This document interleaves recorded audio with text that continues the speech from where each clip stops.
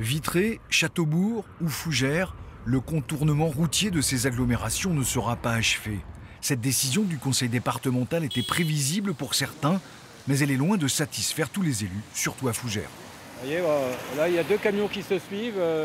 Et si on reste là une demi-heure, vous allez voir qu'il va en passer un paquet. Compte tenu du flux important et de la fréquentation à la fois de scolaires, d'enfants et de personnes, de piétons, le risque est important. L'achèvement de la rocade au nord devait permettre d'éviter la circulation des camions dans l'agglomération.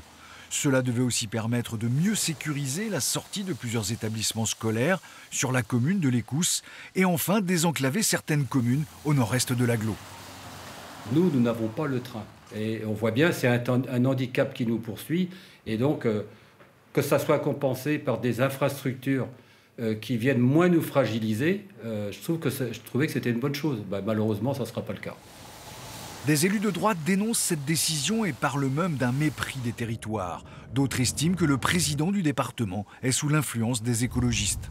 Tous les groupes de la majorité départementale ont des opinions et influencent, mais on a travaillé en cohérence et vous avez bien vu que c'est une décision partagée de l'ensemble de la majorité que d'arrêter ces 3 projets aujourd'hui et on est content que ce travail ait pu avoir lieu.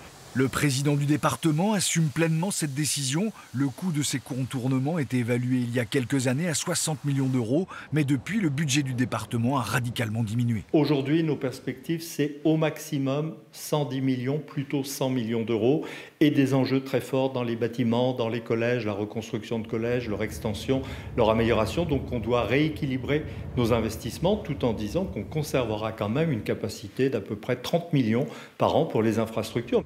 Châteaubourg, Vitré et Fougères vont donc devoir favoriser les mobilités plus douces, un véritable enjeu pour les élections municipales à venir.